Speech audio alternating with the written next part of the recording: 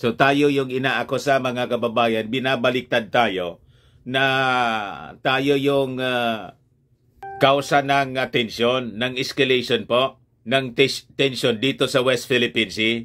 Wala man dating tensyon dito sa West Philippine Sea. Pero simula nang pumasok kayo dyan at nag-establish ng artificial islands, doon nagsimula yung tensyon.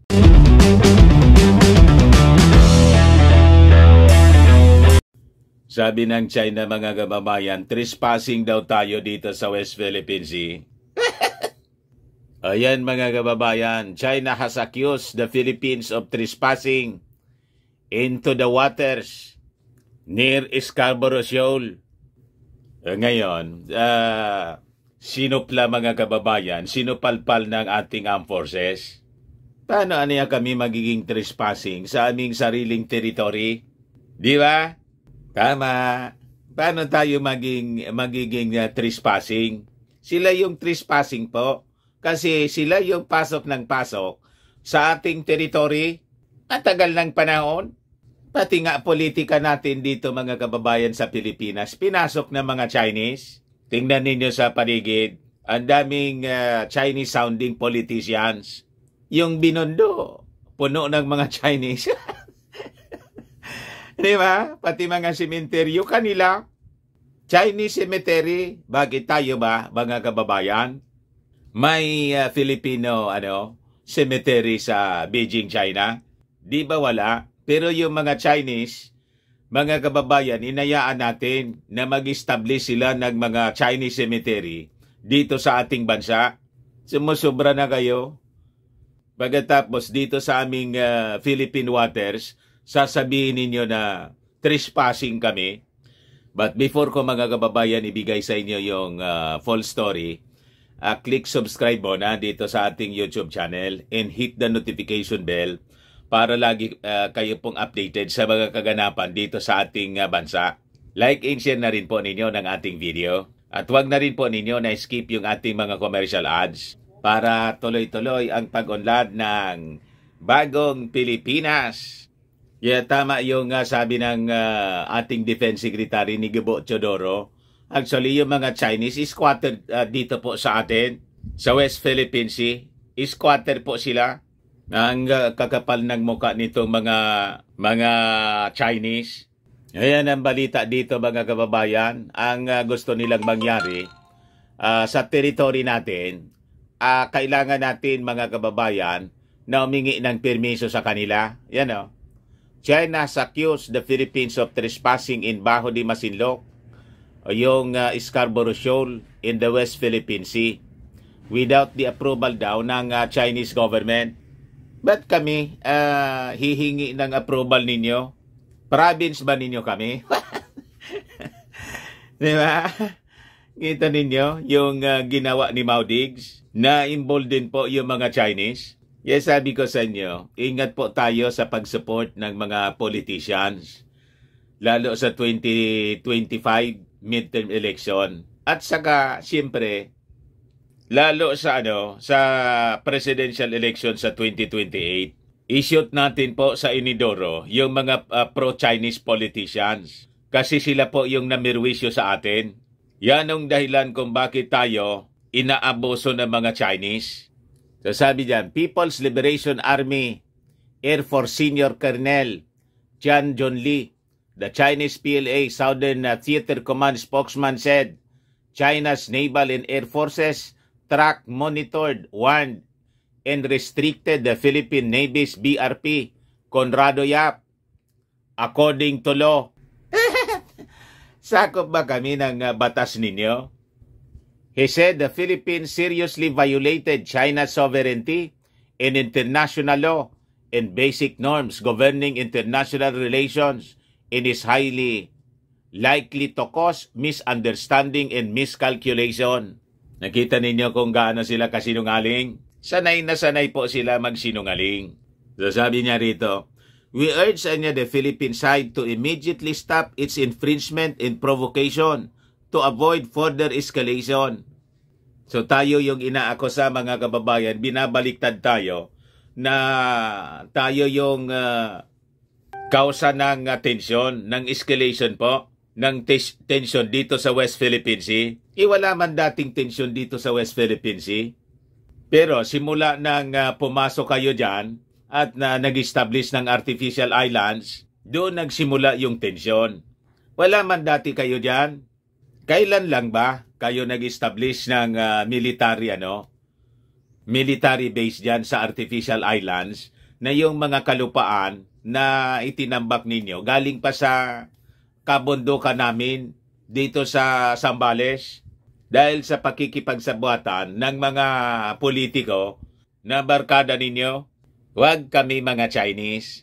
Ngayon, sinupalpal sila ng ating armed forces. Sabi ni Armed Forces spokesman Colonel Midel Aguilar, we cannot trespass anya in our own backyard.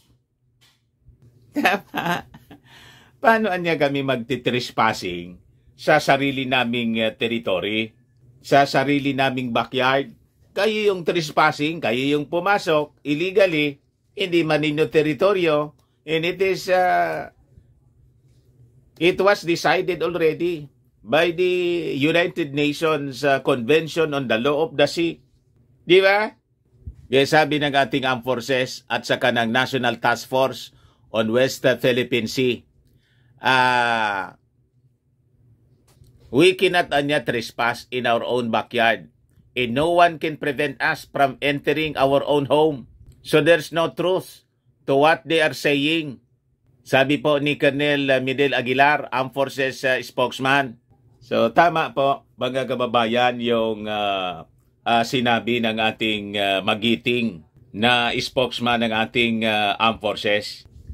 He admitted, however, that a Philippine vessel, BRP Conrado Yap, went to the perimeter of Bajo de Masinloc, purposely for a sovereign patrol, but never encountered any restriction from a supposed PLA, Navy 571, present in the area. There was no restriction because how can they restrict us in our own area, in our maritime zone? Kaya sabi niya, I think it's not directed to us. Probably they just wanted to show off, and I don't know if it is intended for their own people. But based on the report we received, there was no restriction in our movement, so we continued our sovereignty patrol unhindered, and we did the mission successfully. Alaman na niyang lumapit doon sa amin, tulad ng sinasabi ng Chinese side. China claimed in its online news dispatch that it warned and restricted a Philippine vessel that trespassed daw in its territory sa Bajo de Masinloc. Fake news po. Gumawa-gawa na naman po ng kwento para mag-ingay po sila. Pure propaganda po yung ginagawa ng mga Chinese. Yan naman yung pinipick up ng mga pro-China vloggers dito sa ating bansa at yung mga politiko na hawak sa liig. Yung mga makabagong makapili, mga kababayan ng ating panahon. Yung mga minions ng gikan sa China. Ay gikan sa masa para sa China. Yung mga minions man lang po noon, nasabi ng Philippine Coast Guard, sila yung mga traidor. Yan man talaga po ang totoo niya. Yung sabi po ni Aguilar, yung Philippine patrol ship spotted near Bajo de Masinloc was part of a scheduled sovereign patrol in which the Philippines has sole jurisdiction on the basis of the United Nations Convention on the Law of the Sea, or UNCLOS, and the Arbitral Award in 2016. Nagkaroon ng exchange of challenges with the Chinese vessels, but the Philippines prevailed. Hindi po nagpapasindak yung ating mga matatapang na mga members ng Philippine Navy. Kasi that was the area where the patrol ship was scheduled to conduct sovereign patrol. Yun talaga yung mission. magsagawa ng sovereign patrol. The report is that we challenge them that they were not supposed to be there. The UNCLOS is very clear. The arbitral award is very clear. They are not supposed to interfere with our legitimate operations. Paliwanag mga kababayan ni Colonel Medel Aguilar.